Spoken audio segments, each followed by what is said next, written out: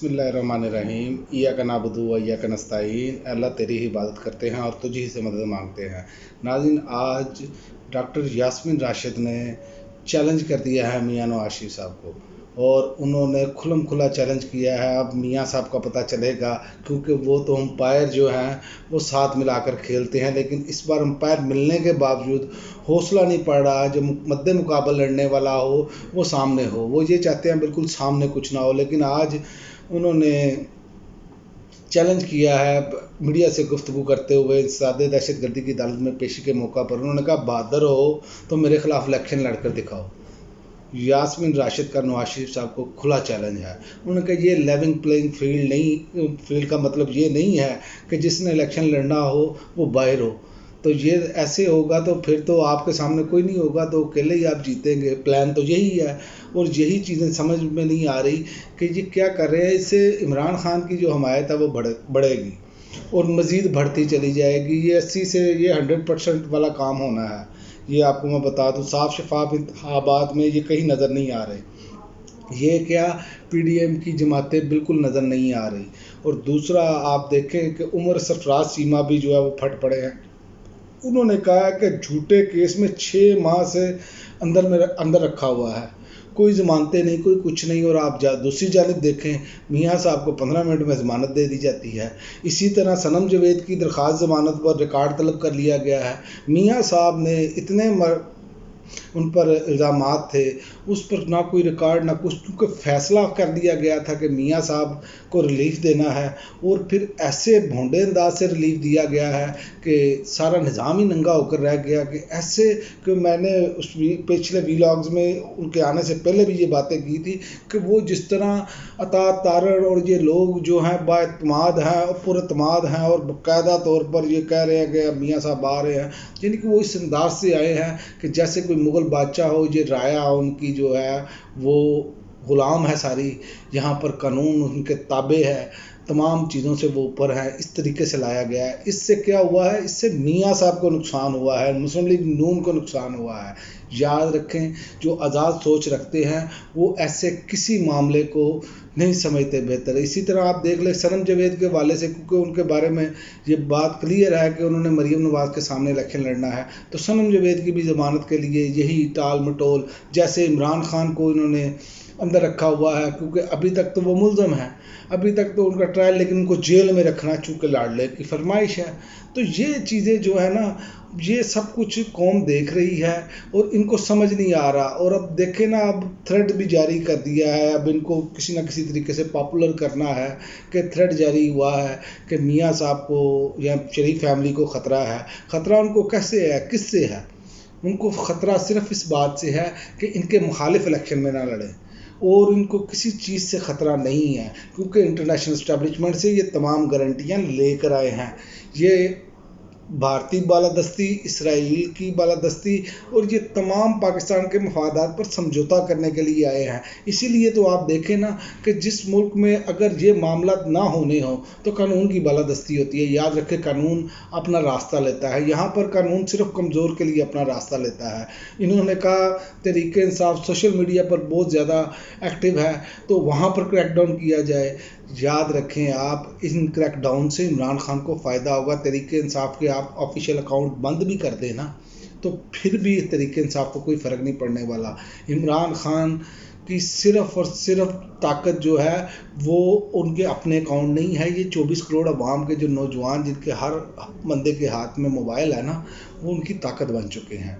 इसीलिए main stream media अपनी सारी खो चुका है, और अब सिर्फ प्लान ये है कि ये मशहूर किया जाए, ये बात लोगों के दिमागों में बिठा दी जाए कि मियां साहब अगले वज़ीर आज़म हैं।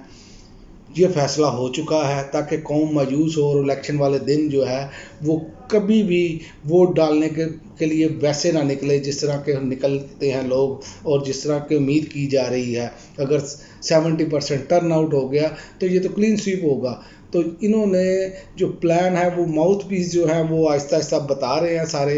इन्होंने सेल बड़ाई साहब के ज़रिए भी यही कहा गया कि भाई उन्होंने अंदर जाना होता तो यहाँ नहीं, वो वज़ीर आज़म बनाने के लिए लाए गए हैं। इसी तरह हफीजुल्लाह नियाज़ी साहब भी ये बातें कर रहे हैं।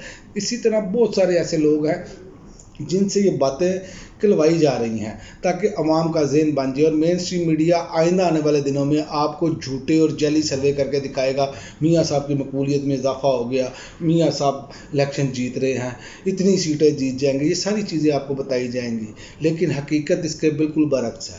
حقیقت اس کے اس لیے برعکس ہے کہ 80% مقبولیت کا گراف عمران خان کا ہے اور باقی تمام جماعتوں کا 20% ہے۔ کسی بھی صورت مقابلہ ہی کوئی نہیں ہے۔ اسی لیے تو ڈاکٹر یاسمین راشد نے چیلنج کر دیا، انہوں نے کہا بہادر ہو تو میرے خلاف ہی الیکشن لڑ کے دکھاؤ، کیونکہ عمران خان جس کو بھی کھڑا کریں گے، اور خاص کر یہ جو لوگ جنہوں نے جو اس ٹائم مشکل میں ہیں، جن پر کیسز ہیں اور مقابلہ کر رہے ہیں، جنہوں نے پریس کانفرنسیں نہیں کی، وہ تو آپ سوچیں بھی نہ کہ ان کو کسی طریقے سے یہ ہرا سکتے ہوں۔ یہ فری اینڈ فیئر الیکشن میں ان کی شکست ان کا مقدر ہے۔ دوسری جانب الیکشن کمیشن بھی اب حرکت میں آیا ہے۔ الیکشن کمیشن کی آنیاں جانیاں کا مجھے تو سمجھ نہیں آتی، پھر کہتے ہیں یہ توہین الیکشن کمیشن ہو گئی۔ صدر مملکت کی جانب سے الیکشن ملتوی ہونے کا تاثر درست نہیں، الیکشن کمیشن نے کہا ہے۔ بتائیں جی، آپ نے 90 روز میں KPK کے الیکشن نہیں کرائے، آپ نے پنجاب کے نہیں کرائے، اور یہ بھی آپ 90 روز سے آگے لے کے جانے کے چکر میں ہیں، تو کیا وجہ ہے؟ آپ کا کام اگر الیکشن کروانا ہے، اور یہی مسئلہ نگران حکومت کا بھی ہے، ان کو نوٹس ایسے جاری کرنے کی نگران وزیر اعظم کو نوٹس جاری کرنے کی ہدایت کی ہے الیکشن کمیشن نے کہ وفاقی وزراء انتخابات پر اثر انداز ہو رہے ہیں، تو اس معاملے پر جو ہے نا ان کو نوٹسز بھی جاری کرنے کی انہوں نے ہدایت کی ہے۔ لیکن بات یہ ہے کہ کیا کوئی ادارہ اپنا کام کر رہا ہے؟ جس کا جو کام ہے وہ کر ہی نہیں رہا۔ یہی پاکستان کے لیے سب سے بڑا مسئلہ بنا ہوا ہے کہ جس ادارے نے کا جو کام ہے اس نے وہ نہیں کرنا، تو وہ کیسے ادارہ بہتر ہوں گے؟ اداروں کو ان کے دائرے میں جو آئین نے ان کو رول دیا ہے اس کے مطابق ہی چلیں گے تو یہ ملک ترقی کرے گا۔ لیکن یہاں سمجھ ہی نہیں آ رہی، یہاں پر ساری بیوروکریسی اور سارے جو ہے میاں صاحب کے آگے سجدہ ریز ہیں، جیسے وہ مسیحا آگے ہیں۔ بھائی مسیحا بھی ہوں، یہ بھی بات مان لی جائے، میاں صاحب کو ہر حوالے سے بہتر بھی مان لیا جائے، لیکن آپ نے وہ کام کرنا ہے جو قانون کے مطابق ہوگا، جو آئین آپ کو کہتا ہے آپ نے ویسے چلنا ہے۔ یہاں پر سلوٹ کیے جا رہے ہیں جیسے وہ وزیر اعظم ہے اس ٹائم، اور پورا وزیر اعظم کا پروٹوکول دیا جا رہا ہے، لیکن یہ پروٹوکول دینے سے یہ الیکشن میں نہیں جیت سکتے، یہ تو بات طے ہے۔ اگر آپ نے میاں صاحب کو وزیر اعظم بنانا ہے تو نگران وزیر اعظم کو تبدیل کرے اور میاں صاحب کو لے آئے، یہ ایک حل ہے اور دوسرا کوئی حل نہیں ہے۔ اور دوسری یہ خبر ہے کہ اسرائیلی جو ٹینک جو ہیں وہ بڑے زمینی حملے کے لیے جنوبی غزہ میں داخل ہو چکے ہیں، اور وہ بہت بڑے پیمانے پر حملہ کرنے جا رہے ہیں۔ یہ زمینی کارروائی تمام زمینی کارروائیوں سے بڑی ہوگی، یہ اسرائیلی حکام کہہ رہے ہیں، اور یہ اس سے پہلے یہ بمباری کر کر کے انہوں نے جو سویلین کی جو شہادتیں ہوئی ہیں، بچوں کی، خواتین کی، ہاسپٹل پر، یہ سارے معاملات کی ہیں، یہ آپ کے سامنے ہیں۔ اب یہ زمینی کارروائی کرنے جا رہے ہیں ٹینکوں کی مدد سے، لیکن یہ میں آپ کو بتا دوں کہ ان کے لیے بہت مشکل ثابت ہوگا، کیونکہ یہ زمینی کارروائی اس مرتبہ حماس ان کو بہت بڑا ٹف ٹائم دینے جا رہا ہے۔ اس کی وجہ یہ ہے کہ جب سے روس اور چائنا جو ہیں وہ میدان میں آئے ہیں تو بیک فٹ پہ جا چکا ہے اس ٹائم امریکہ بھی۔ آپ دیکھیں چین نے بھی اپنا بحری بیڑا جو ہے وہ سمندر میں داخل کیا ہوا ہے، اور یہ تیسری عالمی جنگ کا جو ہے سائرن وہ بچ چکا ہے۔ اگر اسرائیل باز نہ آیا تو یہ دنیا اس مرتبہ تیسری جنگ عظیم کی طرف جائے گی، اور جو تیسری جنگ عظیم ہوگی اگر وہ شروع ہو گئی تو پھر انسانیت کی بہت بڑی تباہی ہوگی، اور اس کا ذمہ دار تمام کا تر جو ہے وہ اسرائیل، امریکہ اور برطانیہ ہوگا۔ یہ میں آپ کو بتا دوں، اس کی وجہ یہ ہے کیونکہ یہ اس چیز کو مذاکرات کی طرف نہیں لے کر جا رہے، اور نہ ہی اسرائیل کسی کی بات ماننے کو تیار ہے، تو لہٰذا یہ بہت بڑا انسانی المیہ ہوگا اگر یہ جنگ چھڑ جاتی ہے اور کچھ ممالک اس میں کود پڑتے ہیں۔ اب تک کے لیے ناظرین اتنا ہی، اجازت دیجیے، اللہ حافظ۔